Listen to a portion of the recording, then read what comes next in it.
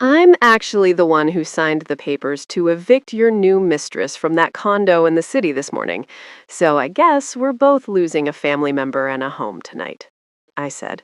My voice was steady as I set my glass of champagne on the white silk tablecloth. The anniversary dinner at the Waldorf Astoria went silent.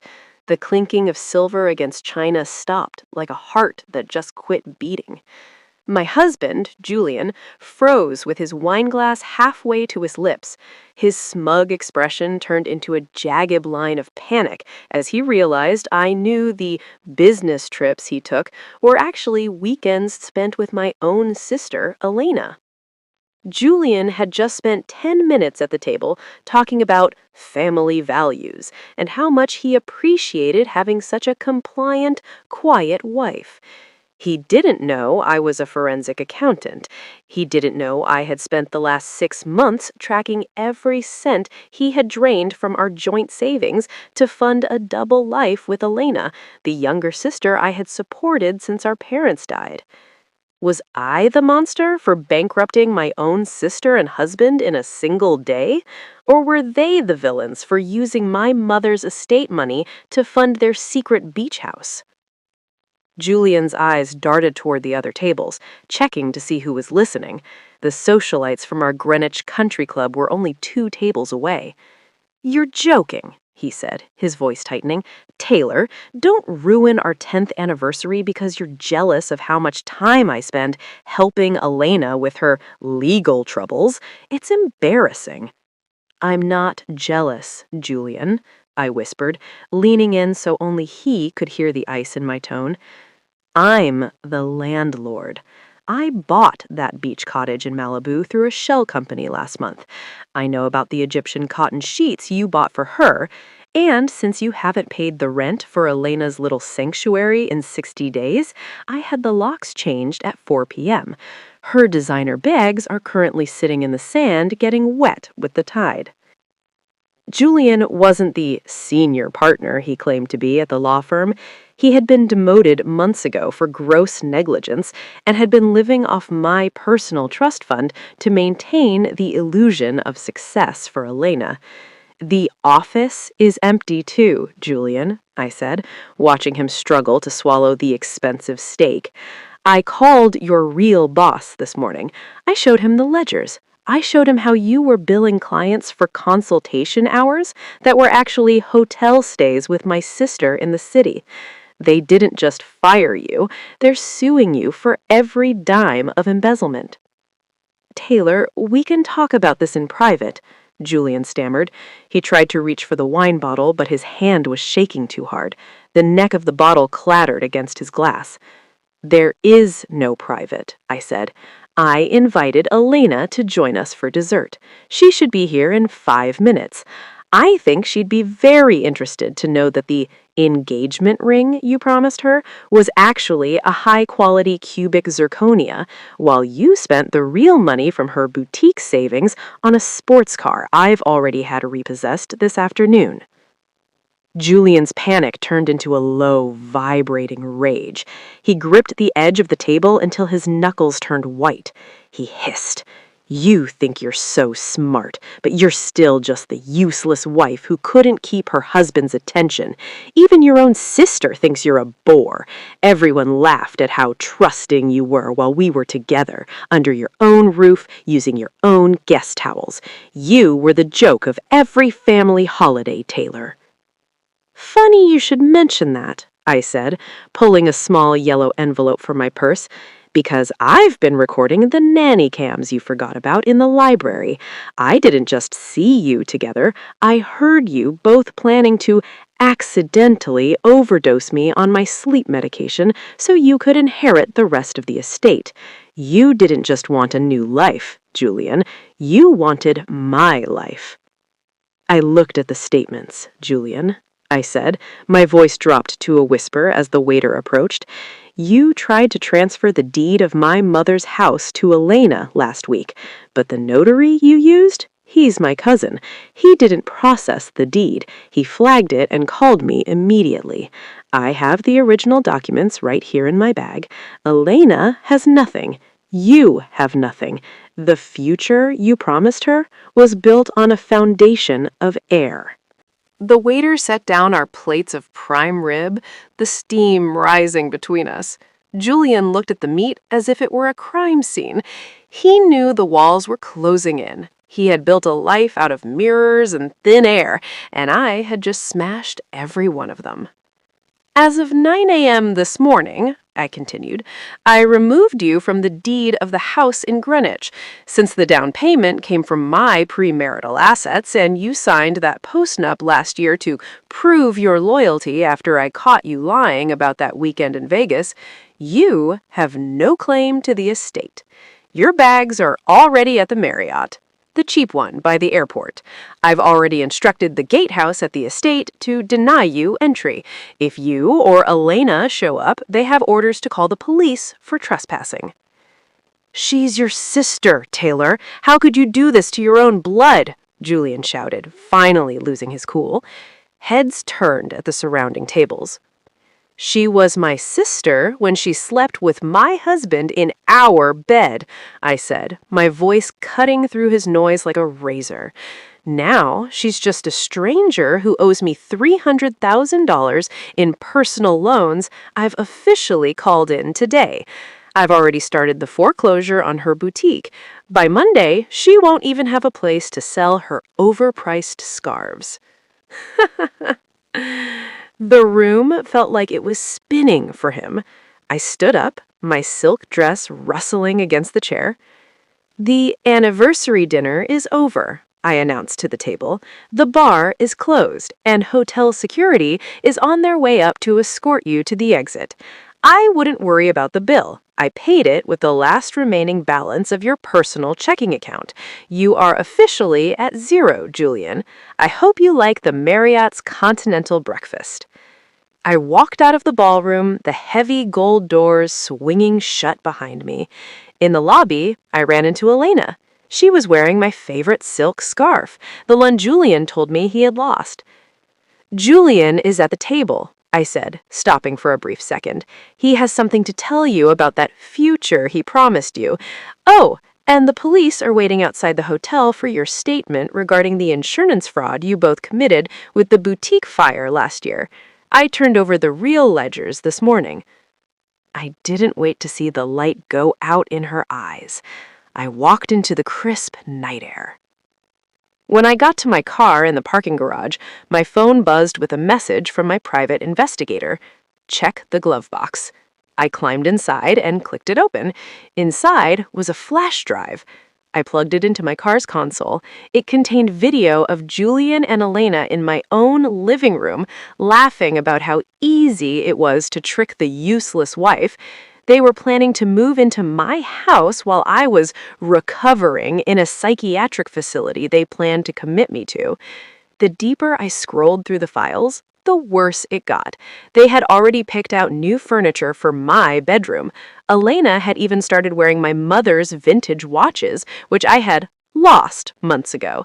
They weren't just cheating, they were colonizing my life. They had mapped out my social death as carefully as they had mapped out my physical one.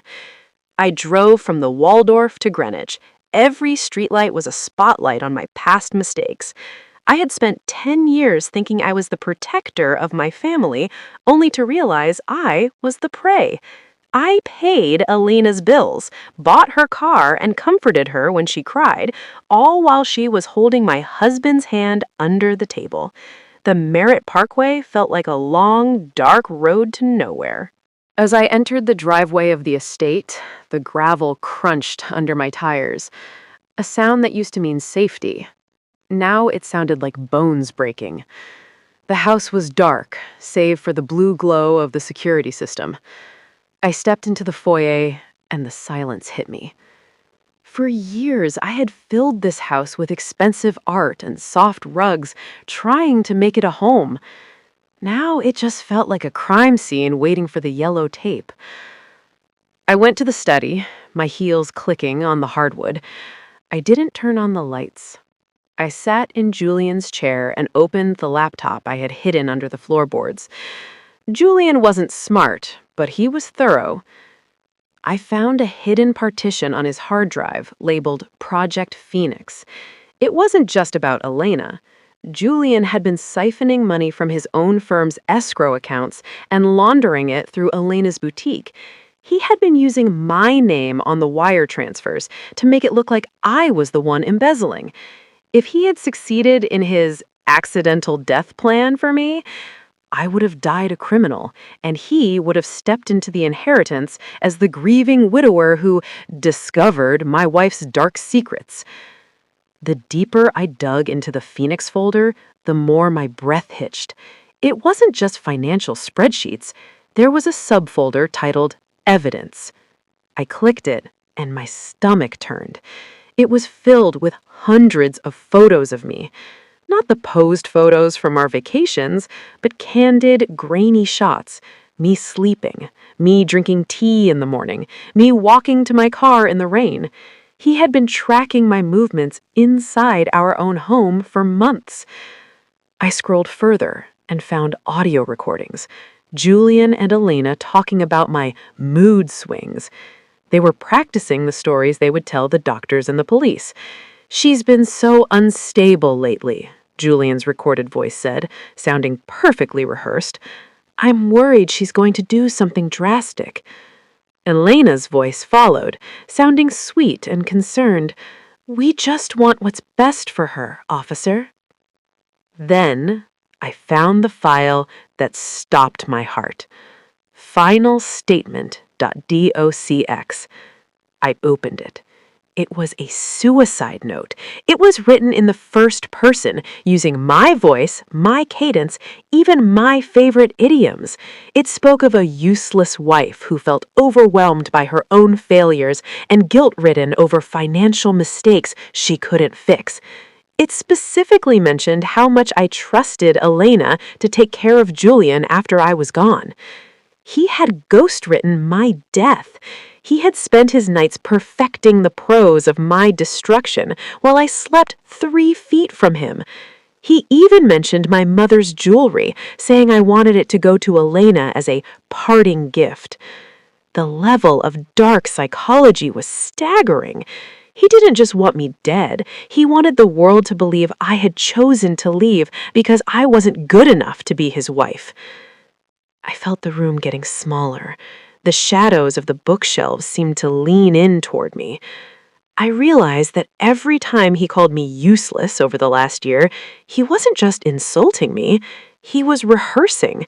He was planting the seeds in the minds of our friends and family so that when I finally broke, no one would be surprised.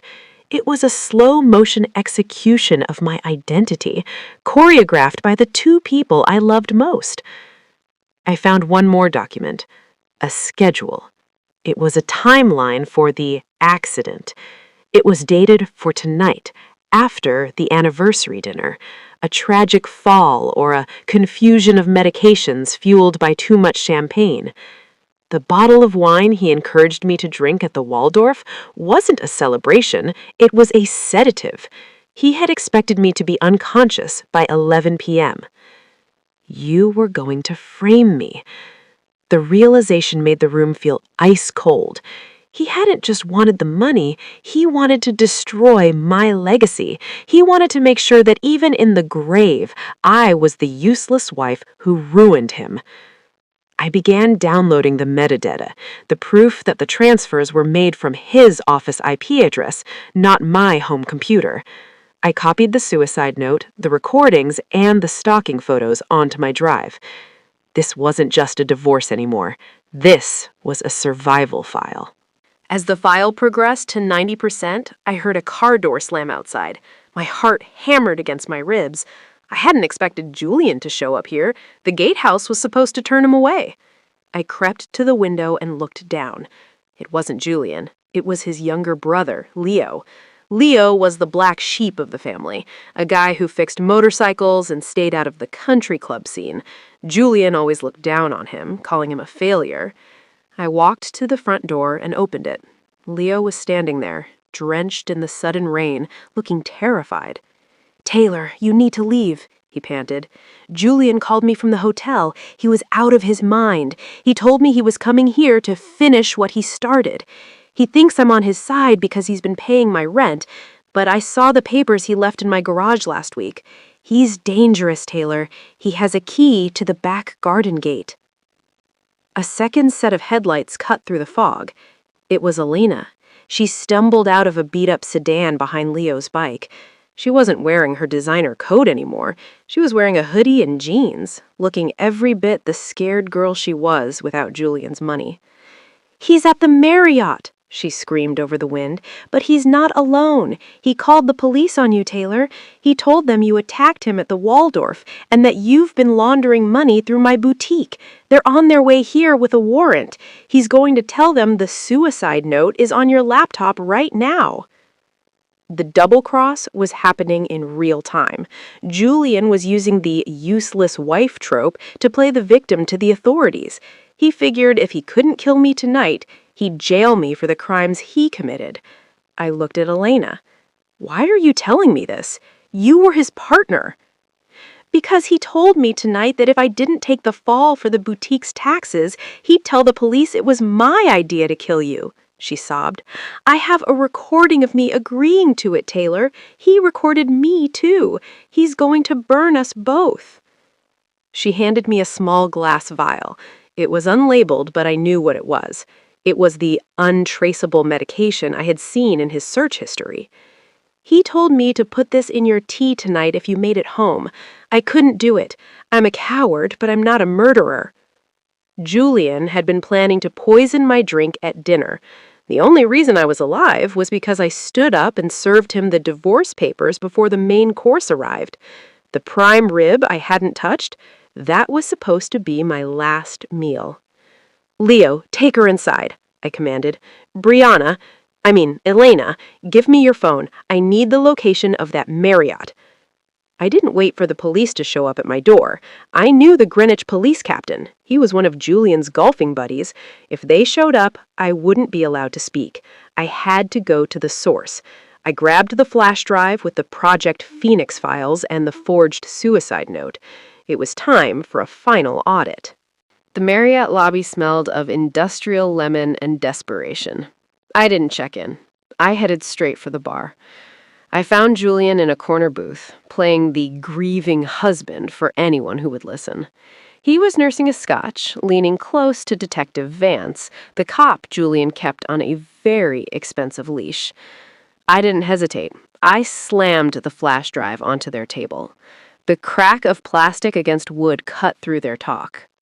"The police are at the house, Julian," I said, my voice low and cold. "They're finding the logs for Project Phoenix. They're finding the vial Elena gave me, and right now, Leo is giving a statement to the real district attorney. Oh, and they found that suicide note you ghost wrote. It's a shame you saved it on a laptop that's never been to your office." Julian didn't flinch. He looked at Vance and sighed. "Detective, this is what I told you about. She's having a manic break." Vance stood up, hand moving toward his belt. "Ma'am, step back." Before he could touch his handcuffs, the lobby doors slammed open. It wasn't the local police. It was the FBI. "Julian Miller?" a woman in a tactical vest shouted. "We've been watching your crypto wallets for months. Your wife's fraud alerts this morning made the paper trail easy to follow." As they hauled Julian out, Vance tried to slip away. I caught his eye. "Don't bother, Detective. You're on the payroll list in the Phoenix files. You're going to be cellmates." I walked out to my car. The New York sky was finally breaking. The ledger was finally balanced. The next 6 months were a blur of courtrooms. I sold the Greenwich estate, every rug, every memory. I used every cent to pay back clients Julian had robbed. I moved to a quiet suburb and opened my own firm, Miller and Associates. The name wasn't for Julian. It was for me. I hired Leo to run my logistics. He wasn't a failure. He just needed a boss who didn't lie. Elena visited me before her sentencing. She looked like a ghost, begging for forgiveness and claiming Julian manipulated her. I looked at the sister who tried to help my husband kill me. Forgiveness isn't in the budget this year, Elena. I watched the guards lead her away. A year later, I returned to the Waldorf Astoria.